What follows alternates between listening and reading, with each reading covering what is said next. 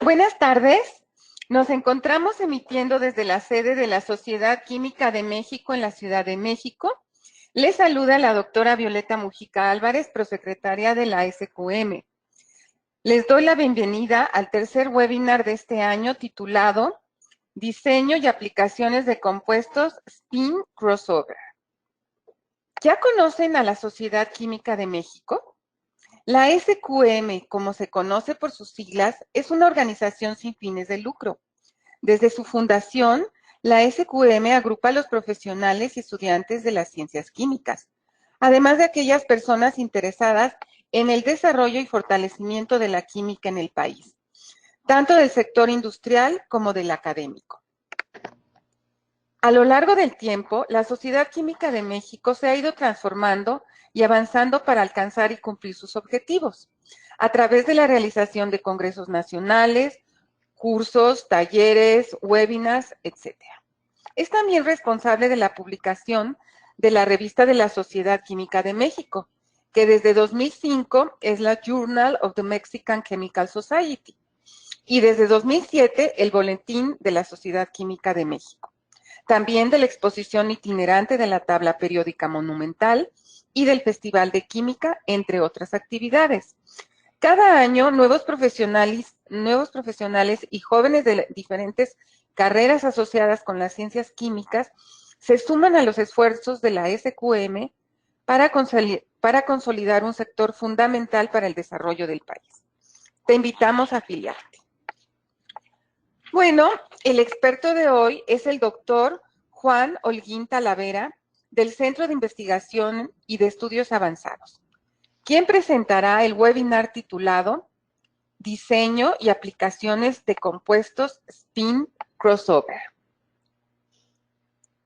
El doctor Juan Holguín estudió la licenciatura de Química en la Facultad de Química de la UNAM.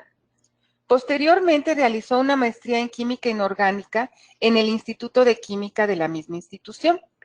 A continuación, obtuvo su doctorado en Química en el año 2011 de la University of Otago en Nueva Zelanda, bajo la supervisión de la profesora Sally Brooker.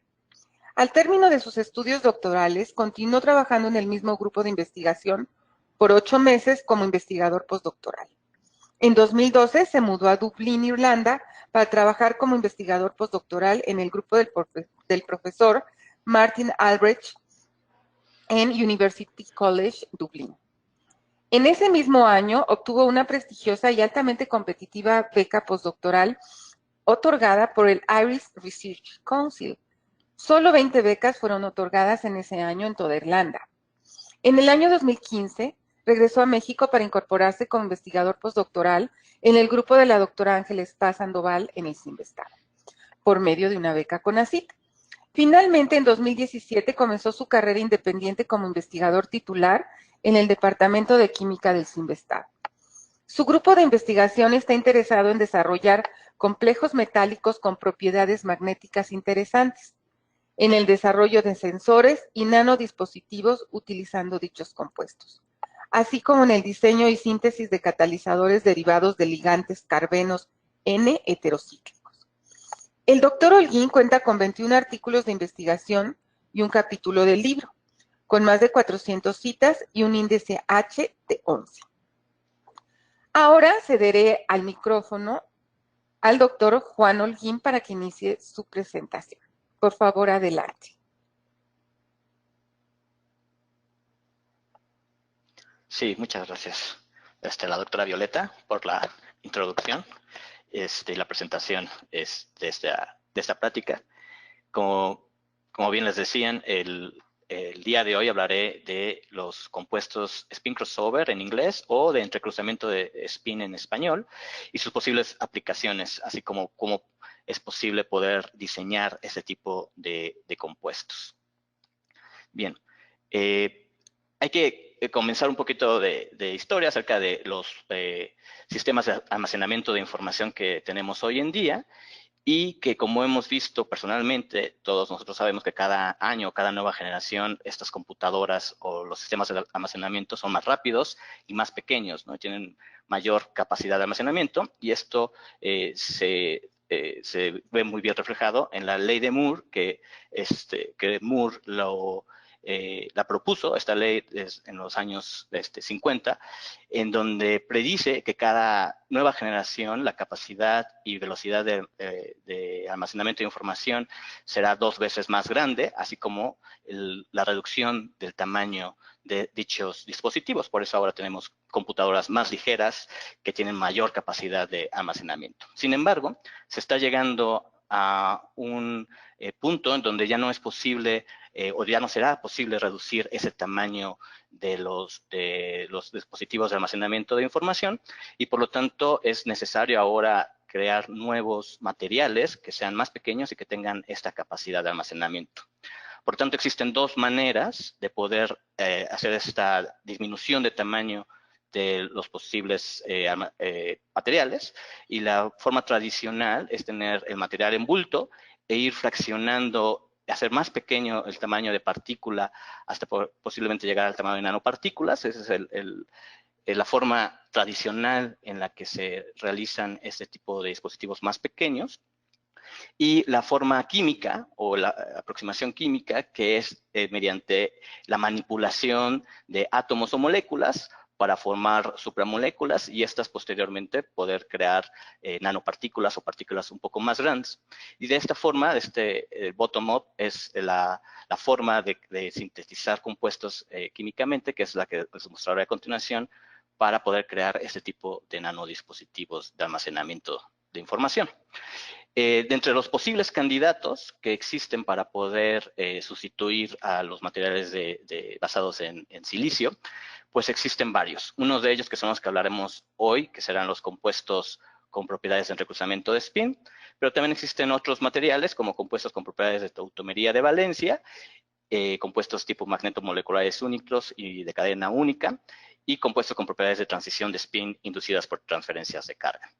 Pero el que nos enfocaremos hoy es los compuestos con propiedades de entrecruzamiento de spin. Entonces, ¿qué es un compuesto o qué es el efecto spin crossover o de entrecruzamiento de spin? Bueno, para esto hablaremos como ejemplo de los complejos octaédricos de hierro 2 en una esfera de coordinación octaédrica con 6 ligantes donadores por nitrógeno. Y en ese caso, algunos de estos donadores por nitrógeno, algunos de estos ligantes, únicamente estabilizan, por ejemplo, el estado de bajo spin. Y esto ocurre porque el campo ligante es muy grande y por lo tanto los 2 posibles orbitales, o los 2 tipos más bien de orbitales ya sean los teros G o EG, crean una diferencia energética muy grande. Por lo tanto, los electrones ocupan únicamente el estado basal, en donde los electrones están en los orbitales de más baja energía, los T2G, apareándose unos con otros, y por lo tanto, este tipo de compuestos, recuerden, compuestos de hierro 2 bajo spin, tienen colores o presentan colores generalmente que son morados o muy oscuros azules, por ejemplo, además de que debido a que los electrones están apareados, pues son diamagnéticos, es decir, no presentan propiedades magnéticas.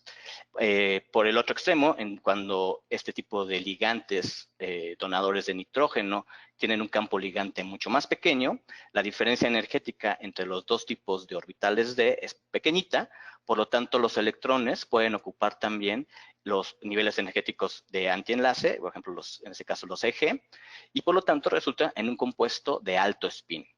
Y en este caso, los colores de este tipo de compuestos son amarillos o blancos. Y como observamos, ahora ya tenemos 4 electrones desapareados, por lo tanto hay una diferencia en las propiedades magnéticas con respecto a los compuestos de bajo spin. En este caso ahora los compuestos de alto spin son paramagnéticos, es decir, tienen propiedades magnéticas.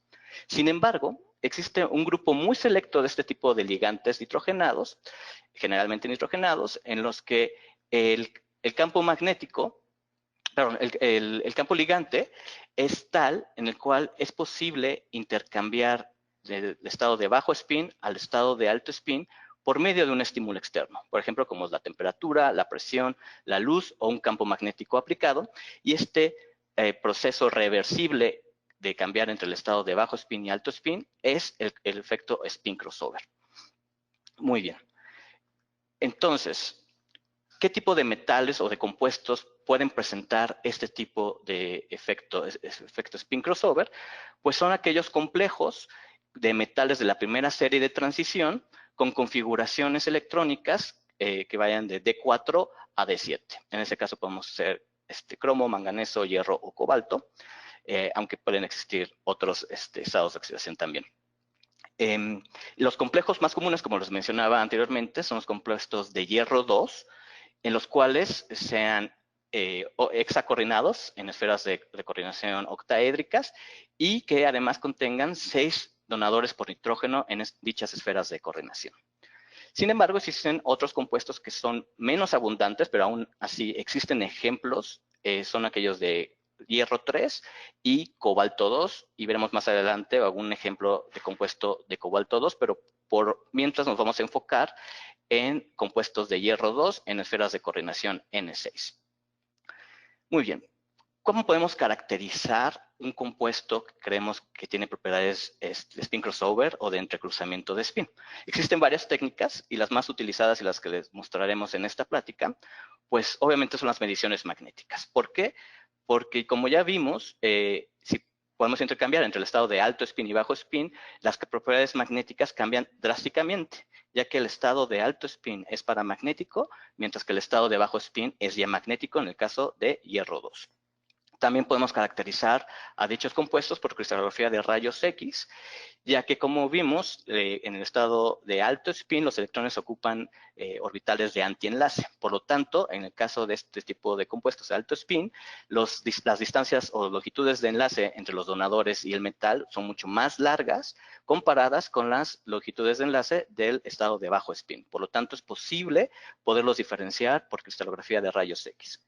Y en el caso de compuestos de hierro 2 o hierro 3, es posible caracterizarlos por espectroscopía Moss-Bauer de hierro 57, ya que obviamente es selectiva únicamente para hierro, pero nos permite conocer no solo el estado de oxidación, hierro 2, hierro 3, sino también el estado de spin, ya sea alto, bajo spin o incluso spin intermedio para el caso de hierro 3. Por lo tanto, es una herramienta muy poderosa para compuestos spin crossover de hierro 2. Muy bien. De todas estas técnicas, una vez hecha la caracterización, es posible también obtener la fracción de alto spin y se grafica en contra del estímulo externo, ¿no? En general, o la más común, es la temperatura, pero puede haber sido presión u otro estímulo externo seleccionado. Entonces, de esta manera, al graficar la fracción de alto spin contra el estímulo externo, obtenemos estas curvas de transición de spin. De todas estas curvas, es posible obtener un parámetro que es importante, que es único para cada material spin crossover y que es la temperatura de transición o temperatura crítica, la cual se define como la temperatura a la cual coexisten en una proporción 1 a 1 el estado de alto y bajo spin.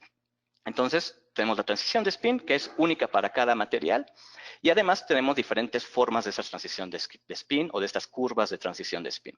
Esta primera que les muestro aquí, a su mano izquierda, es una curva de transición gradual. ¿Esto qué quiere decir? Que la transición entre el estado de alto y bajo spin ocurre en un gran intervalo de temperatura, ¿sí? Sin embargo, cuando la transición ocurre en un pequeño intervalo de temperatura, como vemos en esta curva B, se le llama una transición abrupta. Y este tipo de curvas son importantes, o más bien este tipo de materiales que presentan estas curvas son importantes ya que pueden ser utilizados como switches moleculares, es decir, como interruptores moleculares, ya que tenemos un encendido y un apagado. O en lenguaje binario tenemos un 1 y un 0. Por lo tanto, pueden ser utilizados, como ya había mencionado, como interruptores moleculares.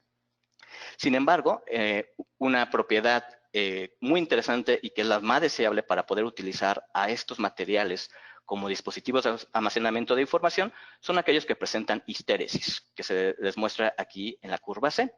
¿Qué significa en este caso histéresis? Bueno, si observamos, tenemos una temperatura de transición al enfriar la muestra que es diferente de la temperatura de transición al calentar la muestra.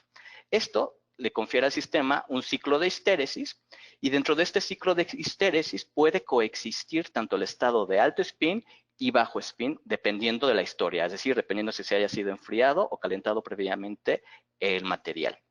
Y esto, a su vez, le confiere al material un efecto tipo memoria, ya que el material puede recordar si ha sido enfriado o calentado previamente y por lo tanto podemos guardar información dentro de este ciclo de almacenamiento, este ciclo de histéresis o ciclo de almacenamiento de información. Por lo tanto, en el caso de poder crear materiales de almacenamiento de información para, digamos, cómputo, sería necesario que este ciclo de histéresis estuviera centrado a temperatura ambiente y que además fuera un ciclo de histéresis muy amplio. ¿Por qué queremos que sea amplio? Para amortiguar cualquier cambio brusco de temperatura y que la información almacenada dentro de ese ciclo de histéresis no se borre. Por lo tanto, ese sería el goal para crear un material spin crossover adecuado para este tipo de materiales de almacenamiento de información, tener ciclos de histéresis muy amplios y centrados a temperatura ambiente. Pues bien, ¿cómo podemos entonces crear este tipo de materiales que tengan ciclos de histéresis muy amplios? Pues revisando la literatura y los compuestos que ya existen que tienen este tipo de ciclos de histéresis, observamos estos polímeros de coordinación de hierro 2. Este tipo de compuestos fueron creados por Oliver Kahn ya hace bastante tiempo, y en el que observamos que cada hierro está coordinado a 6 triazoles, y estos triazoles a su vez están coordinados a un segundo centro metálico, formando así este polímero de coordinación. Y si observamos en esta curva de transición, observamos que tienen ciclos de histéresis sumamente amplios y además centrados a temperatura ambiente. Por lo tanto, estos compuestos, de hecho, hasta la fecha siguen siendo los mejores en ese caso de tener estos ciclos de histéresis amplios y centrados a temperatura ambiente. Perdón. Sin embargo, el problema con estos materiales que son poliméricos es que son muy difíciles de cristalizar y de hecho no se conoció por mucho tiempo la estructura cristalina de estos materiales. Tuvieron que pasar bastantes años para poder darse cuenta que sí es esta propuesta por rayos X, ¿no? Pero bueno, eso es, ¿y por qué no es bueno que no se puedan cristalizar estos compuestos? Bueno, porque no podemos conocer a ciencia cierta cómo se están comunicando dichos centros metálicos y por lo tanto esa comunicación es la que nos genere estos ciclos de histéresis amplios. Pero bueno, no solamente los ciclos de histéresis se pueden observar en compuestos poliméricos, sino también se pueden observar en compuestos mononucleares, como fue el caso de Brigitte Weber, que lo demostró con este compuesto, que es un compuesto de hierro 2 nuevamente coordinado a un ligante imina, en el cual en las posiciones apicales se encuentran ligantes imidazoles. Y estos ligantes imidazoles, que tienen estos grupos NH, forman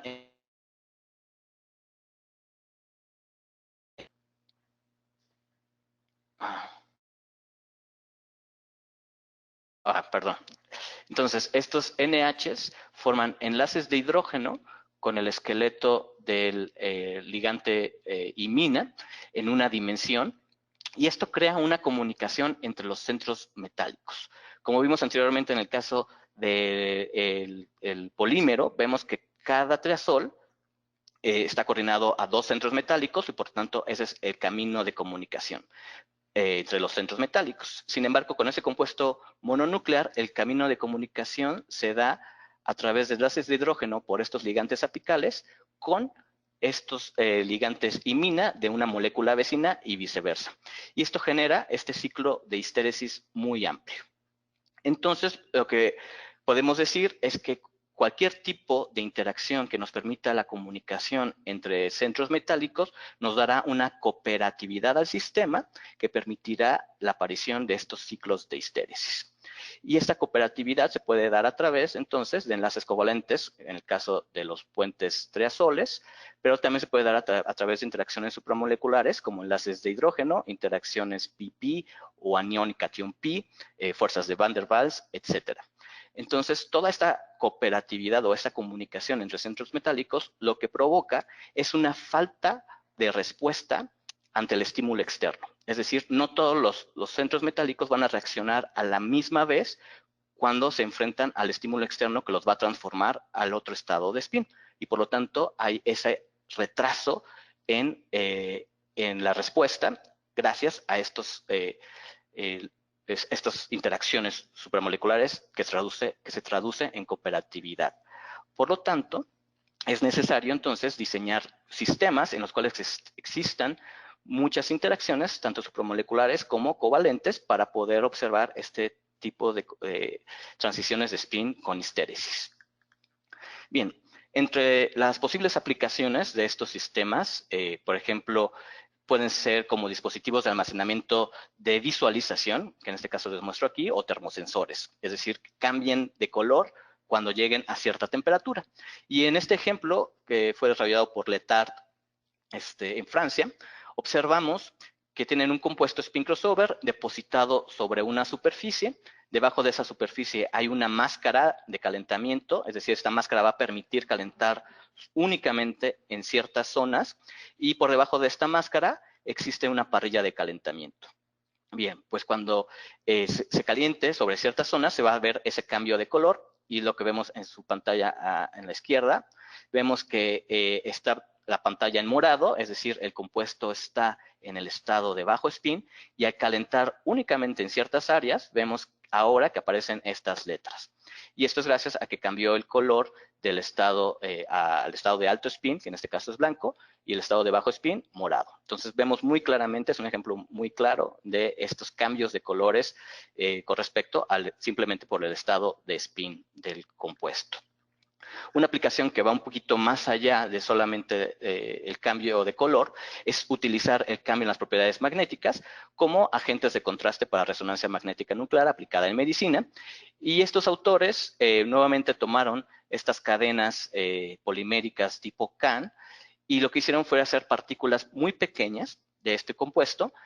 Y estas partículas, lo interesante es que aún conservan el ciclo de histéresis. Aquí vemos en este gráfico que tienen un ciclo de histéresis y que además es reproducible. Si vemos esta línea en rosa y en azul, son dos mediciones diferentes y que casi se traslapan. Por lo tanto, tiene este efecto memoria reproducible. Y lo que observamos es que por debajo de 300 Kelvin, el compuesto o esta partícula debería de estar en el estado de bajo spin puro, es decir, no tener propiedades magnéticas, mientras que por encima de 320 debe de tener propiedades magnéticas, debe de estar ahora en el estado de alto spin.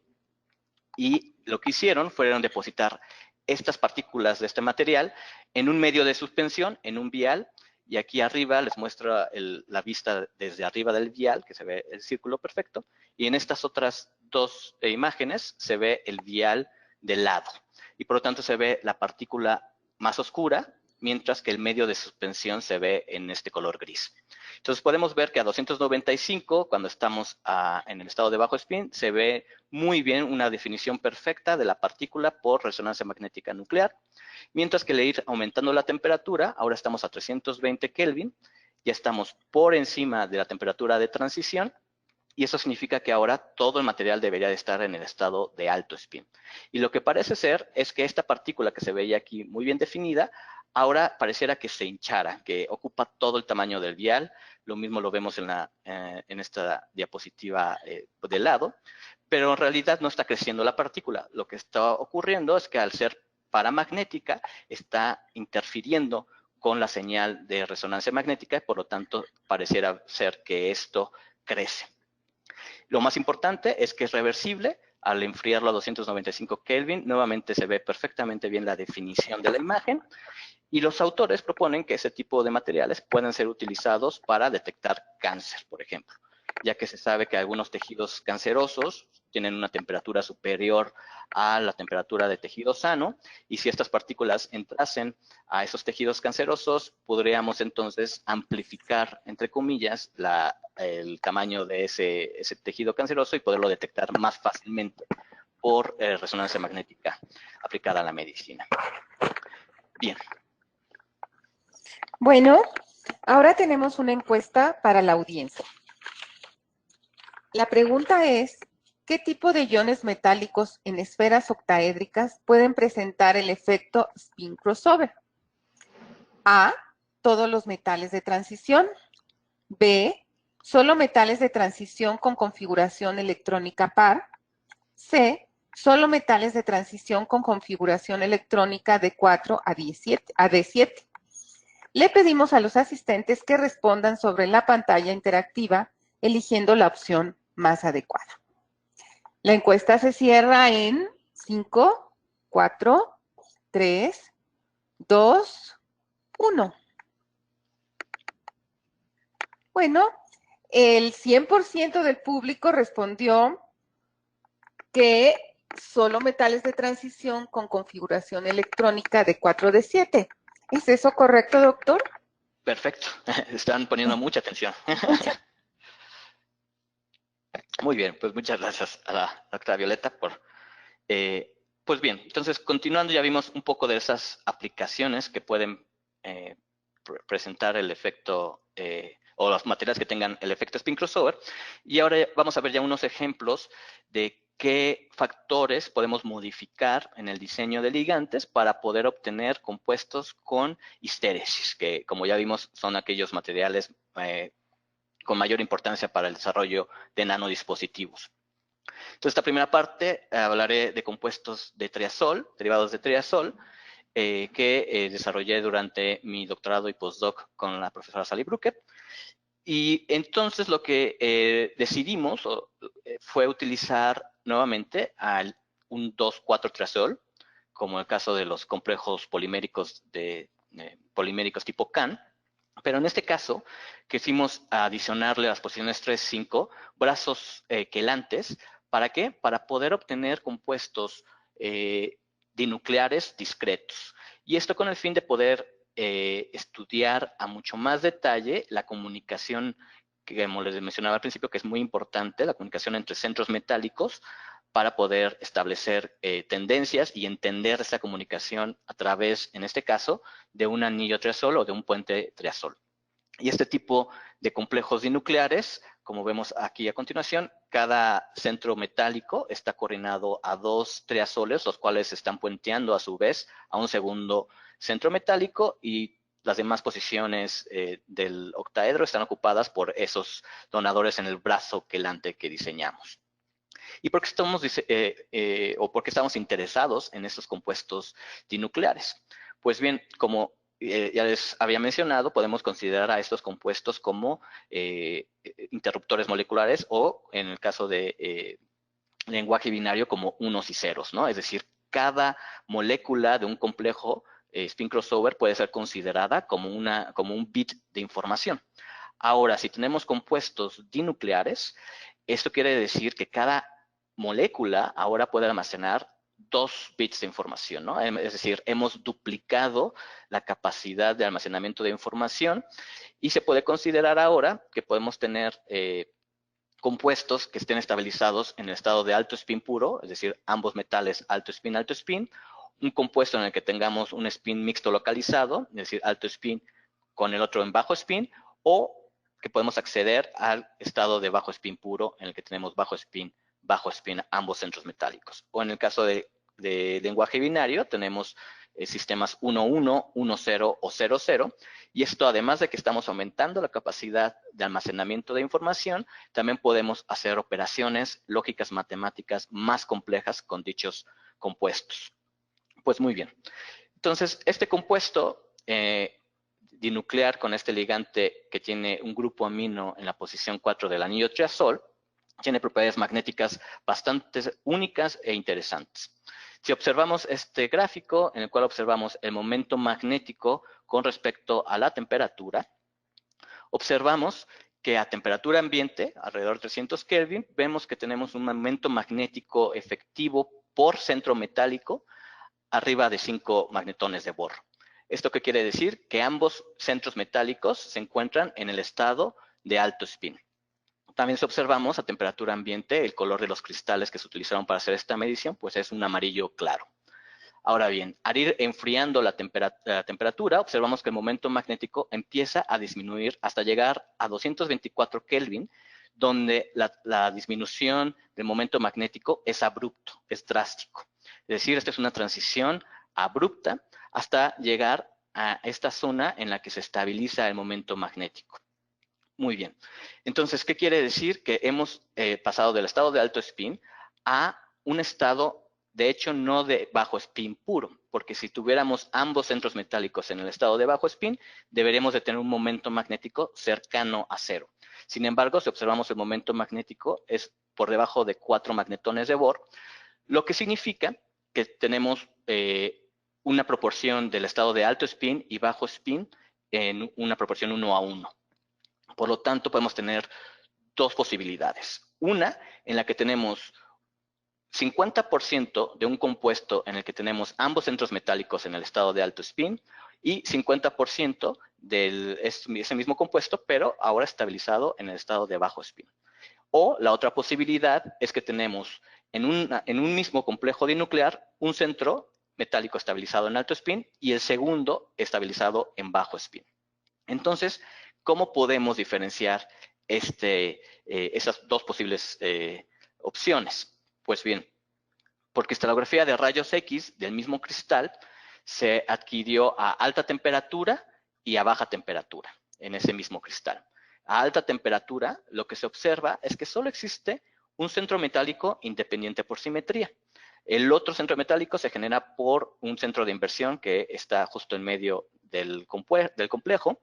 Y si observamos las longitudes de enlace y ángulos, en el caso de la longitud de enlace hierro-nitrógeno, observamos que son relativamente largas, de 2.11 a 2.30 angstroms, mientras que los ángulos alrededor del centro metálico están bastante distorsionados, de 76 grados a 116 grados aproximadamente. ¿Y esto qué quiere decir? Que es un octaedro bastante distorsionado, ya que si fuera un octaedro perfecto, los ángulos cis deberían de ser de 90 grados, sin embargo no lo son y se puede ver muy claramente en este enlace, ¿no? De nitrógeno, hierro, nitrógeno, vemos que está doblado, es decir, no es un enlace lineal, por lo tanto es un octaedro bastante distorsionado. ¿Y ahora qué ocurre? Cuando enfriamos a este cristal y volvemos a adquirir los rayos X o los datos de rayos X, los procesamos y vemos que a 123 Kelvin, ahora observamos dos centros metálicos que son independientes de simetría. Uno de ellos, en verde claro, en verde claro, tiene longitudes de enlace muy similares al observado a temperatura ambiente, las observamos aquí, hierro-nitrógeno de 2.13 a 2.3 y los ángulos de enlace también bastante distorsionados. Sin embargo, este otro centro metálico, el hierro en verde oscuro, observamos que tiene longitudes de enlace muy diferentes. Uno de estas longitudes de enlace ahora han disminuido casi por 0.2 angstroms, ya que vemos que tiene de 1.9 a 2.07 angstroms, mientras que los ángulos de enlace también se han corregido, se han acercado un poco más a 90 grados, comparado con el hierro en verde oscuro, y también lo podemos observar en este ángulo de enlace, ¿no? El nitrógeno, hierro-nitrógeno es casi lineal, por lo tanto se acerca más a un octaedro ideal. ¿Esto qué quiere decir? Que la transición de spin que observamos anteriormente ocurre de un estado de alto spin puro a un estado de alto spin y bajo spin localizado, en donde tenemos un centro metálico en el estado de alto spin y el segundo en el estado de bajo spin. ¿Cómo se pudo corroborar que esta es la transición que observábamos por mediciones magnéticas? Pues también se comprobó por espectroscopía Moss-Bauer de hierro 57. Y en este caso, se hicieron temperatura variable también de Moss-Bauer y vamos a analizar estos espectros ahora. El espectro de Moss-Bauer se lee utilizando dos parámetros, se necesitan utilizar estos dos parámetros para poder asignar el estado de spin y estado de oxidación.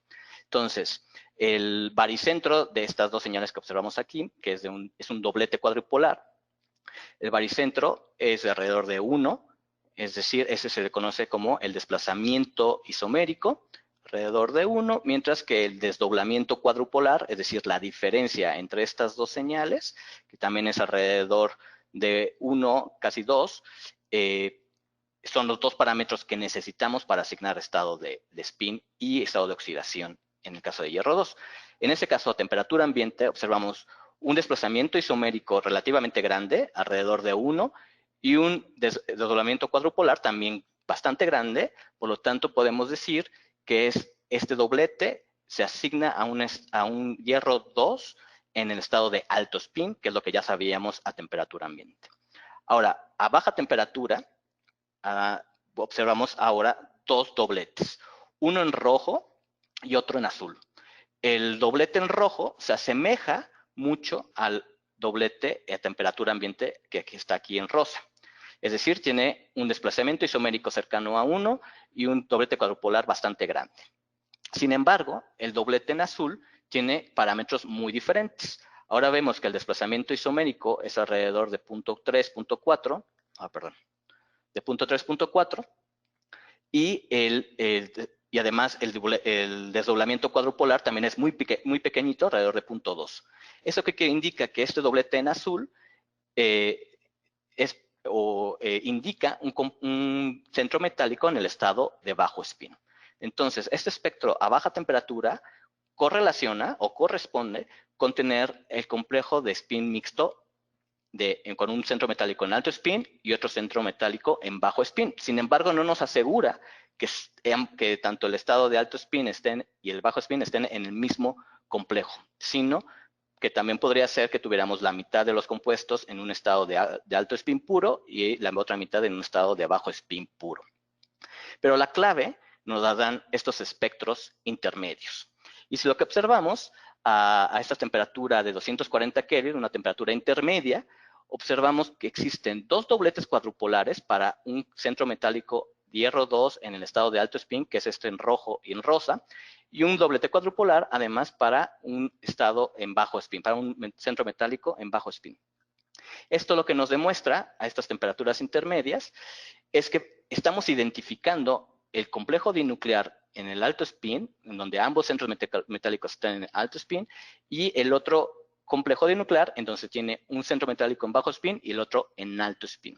¿Y esto a qué se debe? Pues precisamente a esa comunicación que hablábamos. Aquí tenemos el triazol que está comunicando a ambos centros metálicos, por lo tanto, cada hierro conoce o sabe qué es lo que tiene a un lado. En este caso, este centro metálico sabe que tiene un hierro 2 alto spin a su lado, mientras que este otro que está en alto spin sabe, entre comillas, que tiene un hierro 2 en bajo spin a su lado. Y esto, además de la comunicación que se da a través de los triazoles, también se debe a la rigidez de los ligantes. Es un sistema muy rígido, por lo tanto, estas pequeñas diferencias se transmiten a través del centro del triazol y por lo tanto se pueden diferenciar en espectroscopía Mossbauer tan claramente sin necesidad de aplicar un campo magnético externo, lo cual esto fue por primera vez se pudo realizar sin aplicar este campo magnético externo. Muy bien. Entonces, una vez que hemos visto este tipo de sistema, que es una transición abrupta, es una transición que pasa de un estado de alto spin puro a un estado de spin mixto localizado, sin embargo, no presenta histéresis. Entonces, lo que quisimos hacer fue ver qué propiedades habría que cambiar del ligante para poder promover la transición de spin con histéresis. Y lo que pudimos hacer, o una de las ideas que desarrollamos, fue cambiar el sustituyente en la posición 4 del anillo triazol. Como les mencionaba anteriormente, era un grupo amino, pero ahora nos dimos a la tarea de diseñar todos estos otros ligantes con estos sustituyentes. Y lo primero que hicimos fue eliminar esos protones, es decir, estamos tratando de quitar esas interacciones de enlace de hidrógeno que puedan existir con este NH2, a convertirlo a un grupo pirrolo o incluso a un grupo difenilamino. También introdujimos grupos aromáticos como simplemente un fenilo con grupos electroatractores, un grupo bencilo, y grupos alquílicos como el isopropilo o el hexadecilo. Y en el caso del compuesto hexadecilo, estamos interesados en observar si en primer lugar con el grupo hexadecilo, al ser un grupo electrodonador, podría estabilizar más fácilmente el estado de bajo spin y además ser spin crossover. Y la otra idea que queremos probar con este grupo hexadecilo era en algún momento poder crear películas del anmuir y depositar este tipo de compuestos en superficies como vidrio y observar si ya depositado sobre una superficie el compuesto presenta todavía el efecto spin crossover. ¿Para qué? Para posibles aplicaciones ya tecnológicas, ¿no? Tener el compuesto en una película delgada y poderlo entonces utilizar. Muy bien. ¿Y qué fue lo que observamos? Pues aquellos compuestos en los que eliminamos la posibilidad de hacer ese enlace de hidrógeno del grupo amino, observamos que ambos se quedan estabilizados en el estado de alto spin puro en el intervalo de temperatura de 300 Kelvin a 2 Kelvin. Es decir, no son spin crossover activos y como era de esperarse, ambos compuestos presentan interacciones antiferromagnéticas muy pequeñas, ya sea, bueno, debidas por el metal, en caso hierro 2, y por el puente triazol. Entonces, estos dos compuestos no son spin crossover. Sin embargo, con los otros grupos o con los otros sustituyentes, observamos que sí existe spin crossover. Sin embargo, todos son graduales. Pero se llega a observar una tendencia. En el caso de los grupos sustituidos con los fenilos e incluso el bencilo, observamos que las temperaturas de transición son pequeñitas, de 146, 133, es decir, disminuyen con respecto al grupo amino. Esto lo que nos indica es que estos grupos son electroatractores o no son tan buenos donadores como el grupo amino y por lo tanto estabilizan mejor el estado de alto spin, lo que provoca que la temperatura de transición disminuya. Por el contrario, los grupos alifáticos, como el hexadecilo o el isobutilo, de hecho, aumentan la temperatura de transición. Ahora vemos que están en 225 y 234, en esta línea azul y negra, pero también es una transición gradual. Y esto lo único que quiere decir es que ciertamente los grupos alifáticos son mejores donadores y por lo tanto estabilizan mejor el estado de bajo spin. Por eso la temperatura de transición aumenta un poco hacia temperatura ambiente. También estos compuestos fueron caracterizados por espectroscopía Moss-Bauer y lo que observamos son estos dos espectros de arriba, son para los sistemas que están localizados en el estado de alto spin, mientras que todos estos son los sistemas spin crossover graduales y lo que observamos a 4 Kelvin, todos estos espectros fueron adquiridos a 4 Kelvin, es que tienen diferentes proporciones de bajo spin y alto spin. Sin embargo, no podemos asignar si es una transición hacia un estado de spin mixto localizado, como en el primer caso, o si son mezclas de compuestos dinucleares en alto spin puro y bajo spin puro. No tenemos evidencia en este caso por Moss-Bauer de que sea un estado de spin mixto localizado. Muy bien. También algunos de estos compuestos fueron caracterizados por difracción de rayos X y analizando las interacciones supramoleculares en este tipo de sistemas, observamos en este compuesto, en esta figura A y en la figura B, son estos compuestos que no son spin crossover, sino que se quedan estabilizados en estado de alto spin puro y presentan interacciones supramoleculares que únicamente se distribuyen a lo largo de una dirección, es decir, solamente es unidimensional en ambos casos. Sin embargo, al analizar el spin crossover abrupto con el grupo amino, el primero que les presenté, vemos que estas interacciones supramoleculares, esos enlaces de hidrógeno, se distribuyen a lo largo de dos dimensiones. Esta línea en azul y esta línea en amarillo. Estas son las formas en las que se distribuyen los enlaces de hidrógeno. Entonces, esto lo que nos puede indicar es que para poder obtener un compuesto con histéresis, es muy probable que este tipo de interacciones se tengan que repartir en 3 dimensiones y no solamente en 2 dimensiones. Pero, afortunadamente, logramos obtener un compuesto dinuclear con histéresis. Y en este caso fue al sustituir el grupo fenilo con un grupo terbutilo en la posición 4 del grupo, con respecto al grupo amino, y observamos este complejo dinuclear en el cual, muy similar al primer caso, se observa una transición de spin del estado de alto spin puro a un estado de spin mixto localizado, al parecer localizado, sino al menos a una mezcla 50-50% alto spin, bajo spin. Como vemos en esta gráfica, la transición es reproducible, es reversible. Aquí tenemos 3 escanes diferentes, los cuales se superponen perfectamente, y eso nos indica que es reproducible este ciclo de histéresis. Vemos que que el ciclo de histéresis es alrededor de 44 Kelvin, y nuevamente tenemos que comprobar si es un estado spin mixto localizado o es una mezcla de spin de alto spin o bajo spin.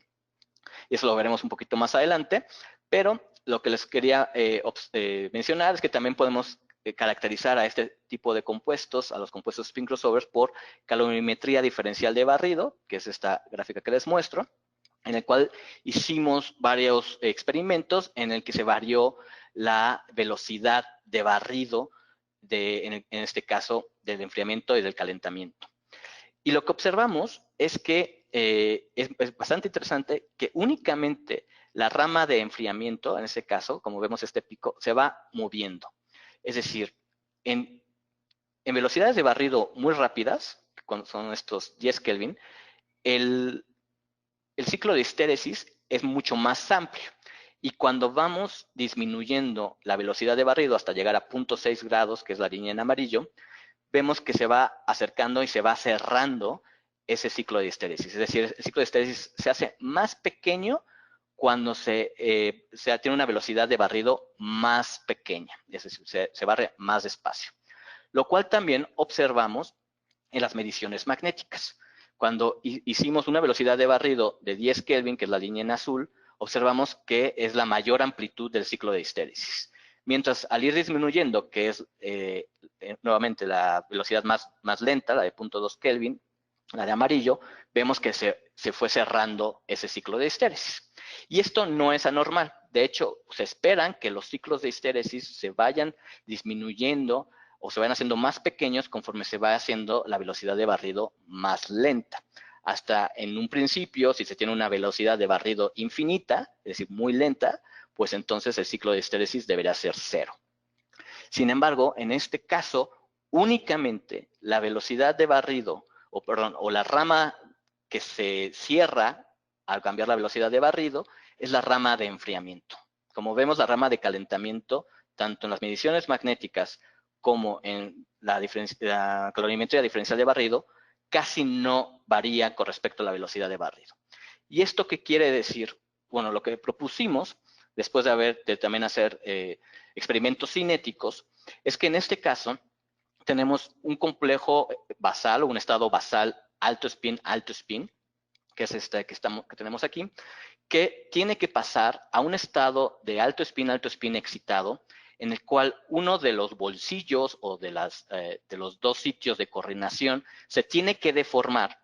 Y se tiene que deformar, como les mencionaba, hacia un octaedro más ideal, ya que sabemos que el estado de alto spin le gusta ser un octaedro distorsionado, que es este, mientras que el bajo spin es un octaedro bastante más ideal. Por lo tanto, el estado de alto spin, se tiene que deformar para dar lugar, ahora sí, al estado de alto spin, bajo spin localizado.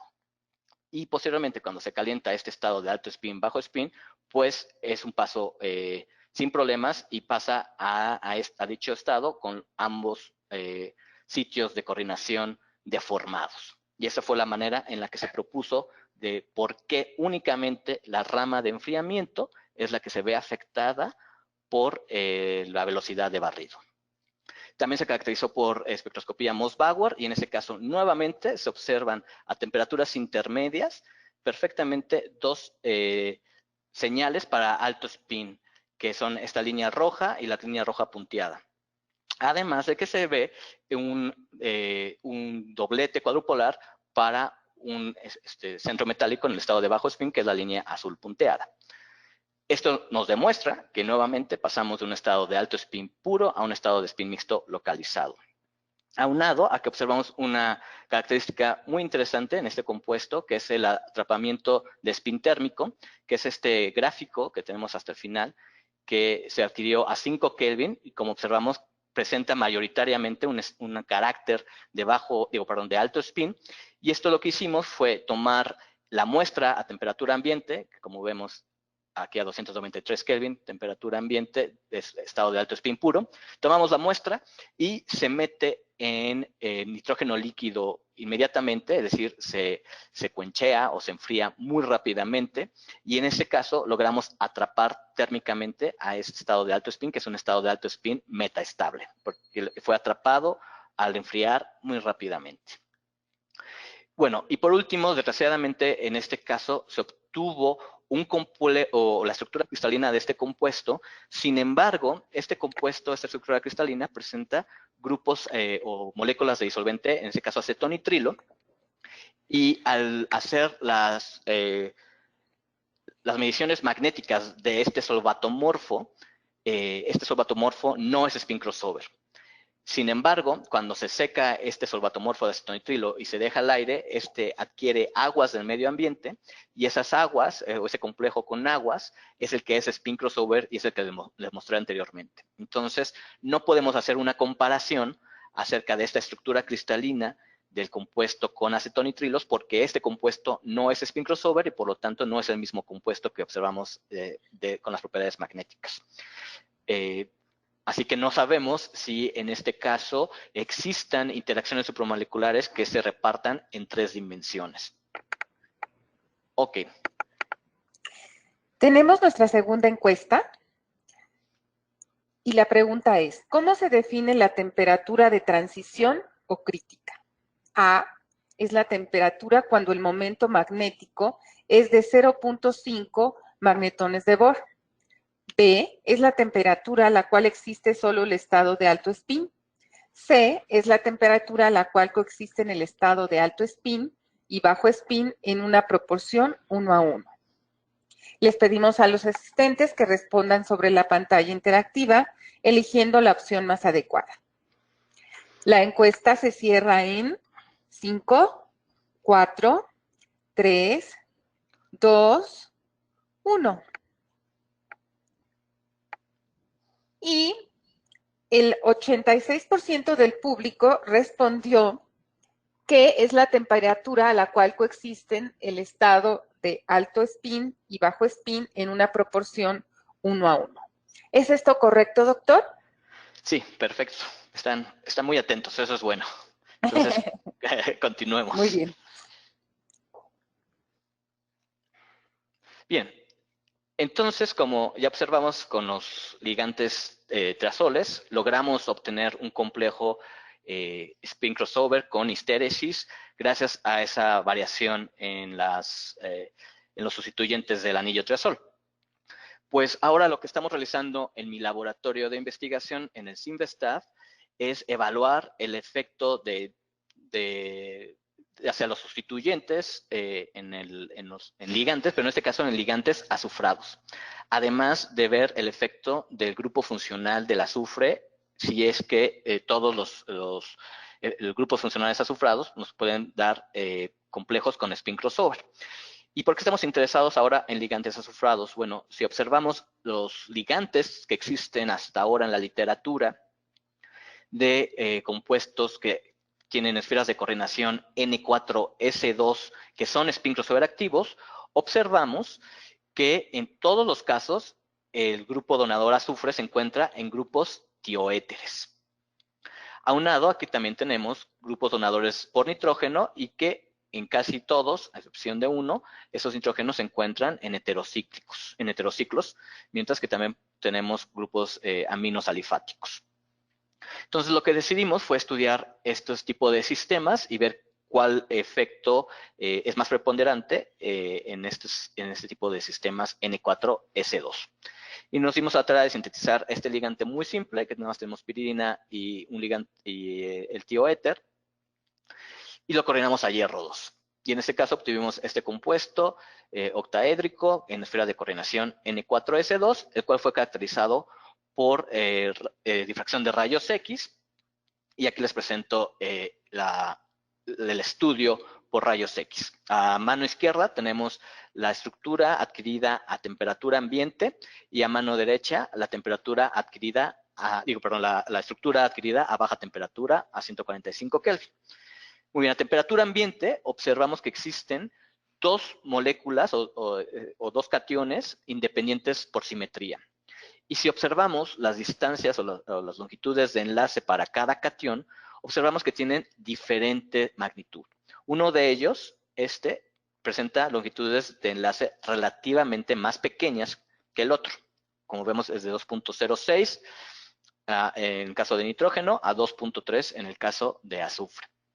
Mientras que la segunda mientras que la segunda molécula, por simetría, observamos que estas longitudes de enlace son un poco mayores. ¿Esto qué quiere decir? Que en esta molécula en esa estructura cristalina, una de las moléculas tiene un porcentaje de bajo spin a temperatura ambiente, mientras que la otra se encuentra en el estado de alto spin puro. Ahora bien, al bajar la temperatura, observamos que esas distancias de enlace disminuyen considerablemente. Nuevamente, las hierro-nitrógeno son de 2.01 en el caso de una molécula, porque también existen dos cationes independientes por simetría, mientras que hierro-azufre son de 2.24. Y la otra molécula, observamos que las distancias de enlace son un poquito más grandes, de 2.04 para el caso de nitrógeno y en el caso de hierro-azufre son de 2.27. Esto quiere decir que esta molécula tiene un poco de carácter de alto spin. Por lo tanto, al parecer tenemos un complejo que pasa del estado de alto spin a bajo spin por dos pasos. Es decir, primero pasa una molécula y después pasa la segunda molécula. ¿Y esto cómo lo caracterizamos? Lo caracterizamos por difracción de rayos X y tomamos un cristal y ese cristal se le fue bajando la temperatura. En el caso del ciclo de enfriamiento, cada 10 Kelvin, y al llegar a la mínima temperatura, como 120 Kelvin, a 140 Kelvin, se volvió a calentar, ahora cada 20 Kelvin, y a cada temperatura se midió los parámetros de celda. Aquí les muestro el volumen de celda con respecto a la temperatura, y en el ciclo de enfriamiento observamos que existe una transición de spin alrededor o por debajo de temperatura ambiente, ¿no? 300 Kelvin, y la segunda aparece por debajo de 230 Kelvin. Ese es en el ciclo de enfriamiento. Ahora, en el ciclo de calentamiento observamos que la temperatura de transición es diferente. En este caso, aquí hay una primera transición alrededor de esta línea, se movió, perdón, debe estar más centrada aquí, debe estar como en 180 Kelvin, y la segunda curva de transición ahora se encuentra por 280 Kelvin aproximadamente. Ahora, si vemos las dos curvas juntas, observamos que existe un ciclo de histéresis. Bueno, de hecho existen dos ciclos de histéresis, es decir, es una transición por dos pasos y en ambos pasos tiene histéresis. Uno de esos ciclos se encuentra a 45 Kelvin y el otro alrededor de 9 Kelvin, lo cual es bastante interesante ya que se trata de un compuesto mononuclear y que tiene una transición de dos pasos con histéresis. Eso también se comprobó al graficar los otros parámetros de celda, en este caso A, B y C, y se observa también este mismo comportamiento de dos pasos. También lo que hicimos ahora fue cambiar los sustituyentes a la piridina, ahora con estos grupos metil y metoxi, y lo que observamos ahora, igualmente que en el primer caso, se tomó un cristal a temperatura ambiente, se enfrió a baja temperatura, y lo que observamos ahora fue un cambio de color bastante drástico. A temperatura ambiente lo teníamos en color amarillo y a baja temperatura ahora está morado. Y lo que observamos es que, nuevamente, a temperatura alta las longitudes de enlace son relativamente grandes, mientras que a baja temperatura las longitudes de enlace son pequeñas. Esto quiere decir que al cambiar los sustituyentes, al parecer tenemos una transición en un solo paso. Sin embargo, hace falta hacer el estudio cristalográfico, como el que les mostré, ir variando temperatura y colectar las unidades, los parámetros de celda para poder determinar la temperatura de transición en este caso. Bueno, tenemos nuestra última pregunta. ¿Qué es una transición de spin gradual? A, son las transiciones que ocurren en un intervalo de tiempo largo. B, son las transiciones que ocurren en un intervalo de temperatura pequeño. Y C, son las transiciones que ocurren en un intervalo de temperatura grande. Le pedimos a los asistentes que respondan sobre la pantalla interactiva eligiendo la opción más adecuada. La encuesta se cierra en 5, 4, 3, 2, 1.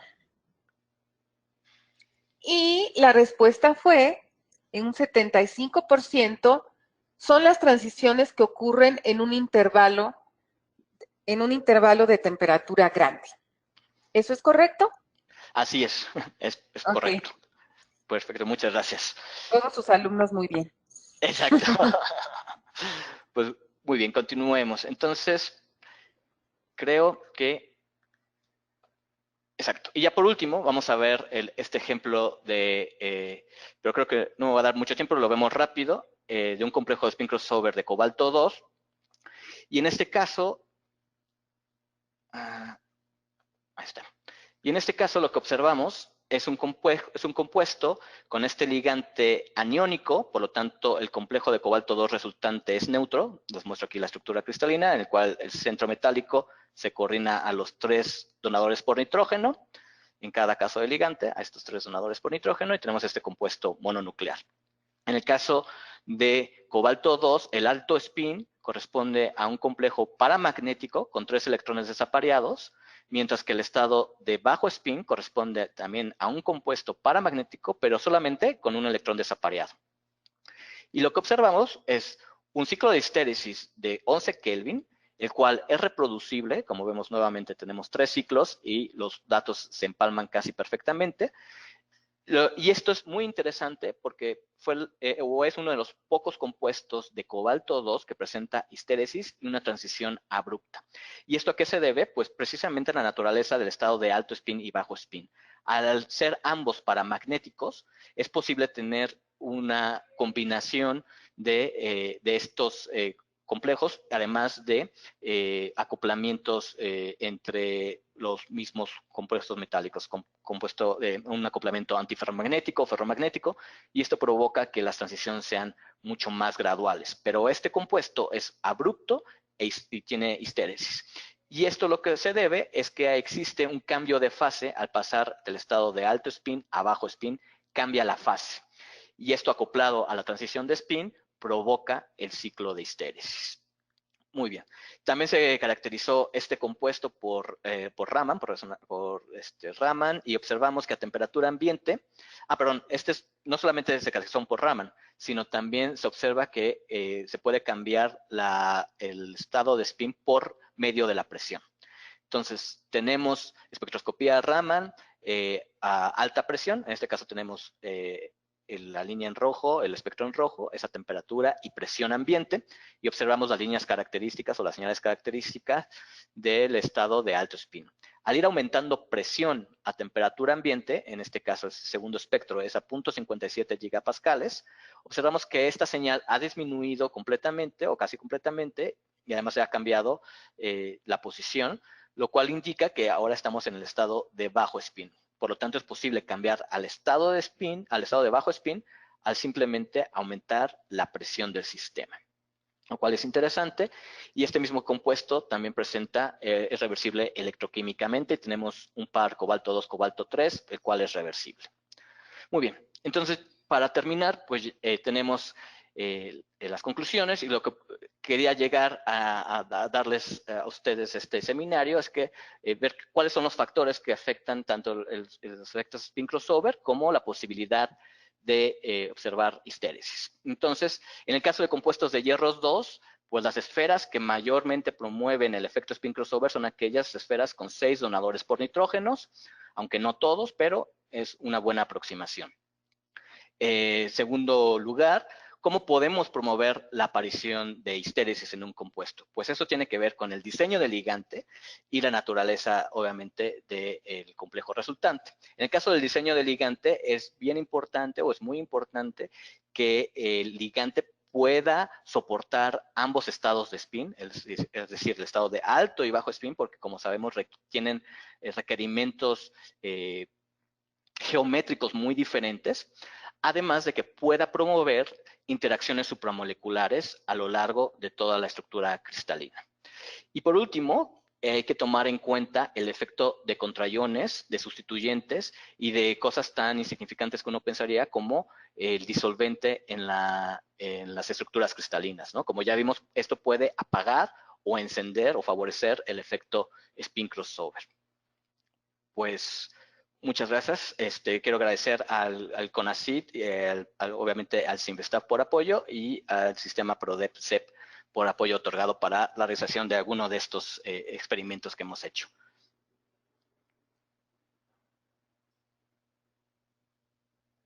Muchas gracias, doctor Holguín. A continuación, daremos inicio a la sesión de preguntas.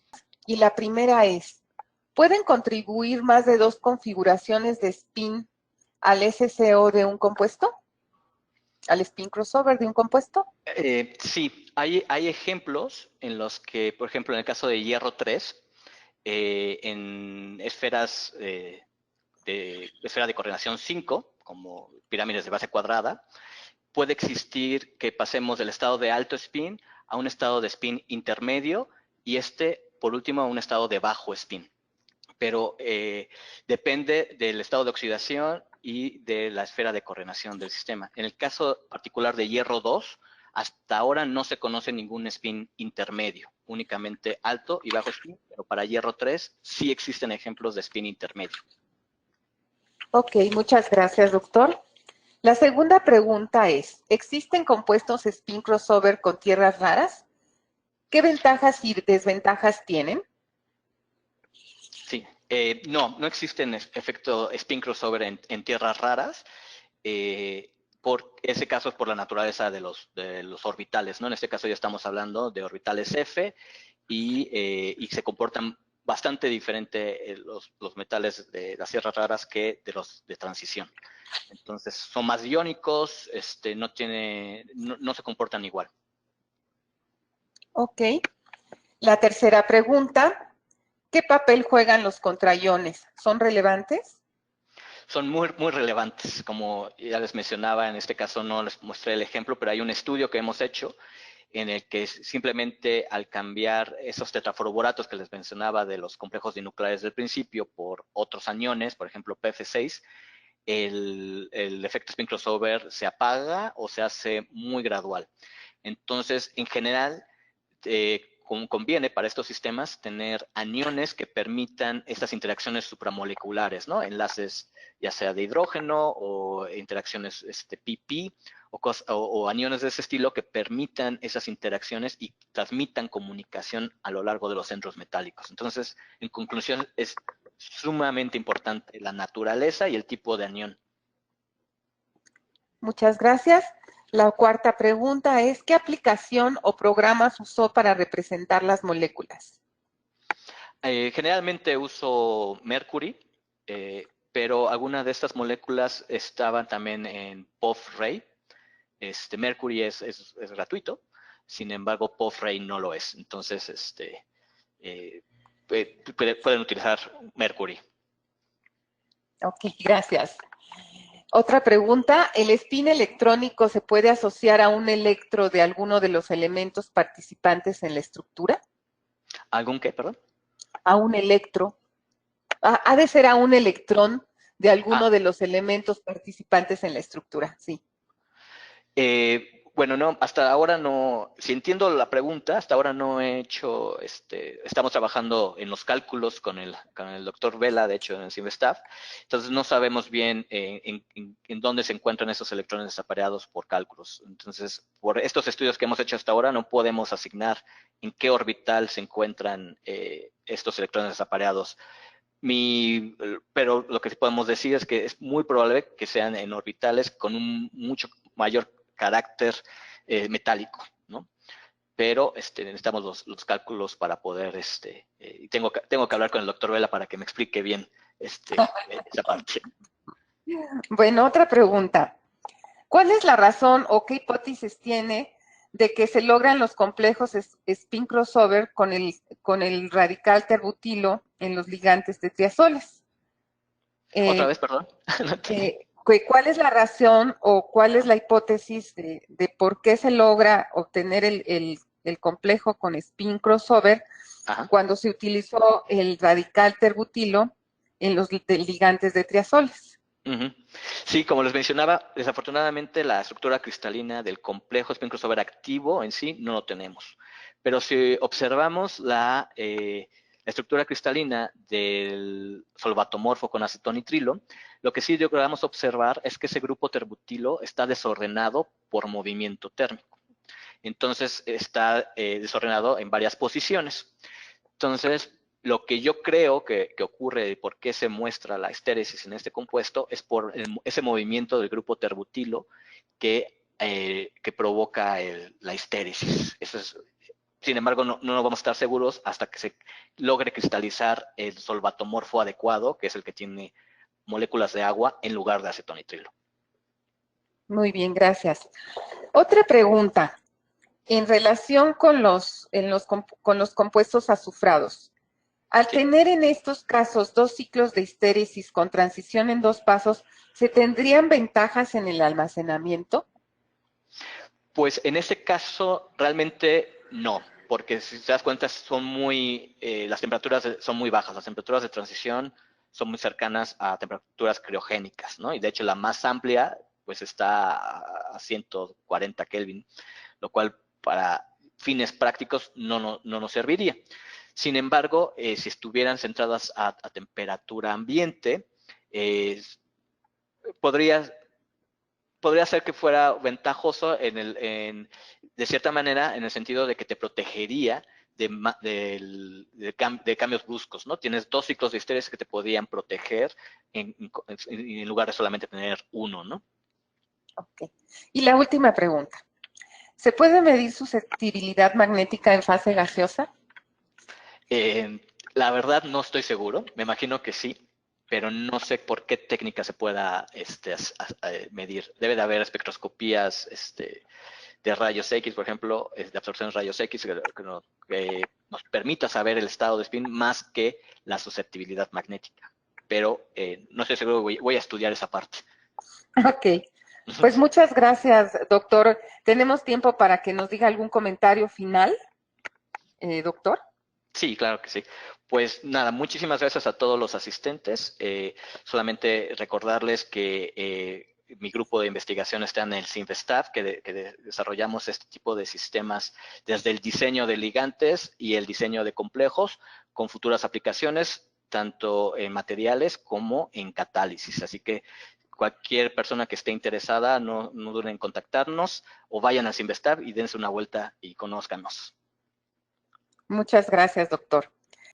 Bueno, y así llegamos al final de este webinar. Agradecemos la participación del doctor Juan Holguín Talavera y agradecemos la asistencia del público. Finalmente, los invitamos a que se mantengan pendientes de nuestros próximos eventos a través de nuestra página web y redes sociales. Hasta la próxima.